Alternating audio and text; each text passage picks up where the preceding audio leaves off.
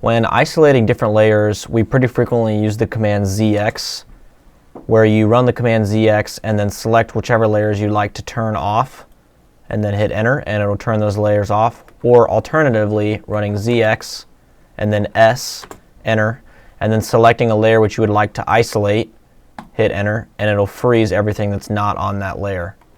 An alternative, in order to declutter your screen, perhaps when doing a survey convert or otherwise, you can use the command LAYFRZ, which is included in the Layers 2 toolbar,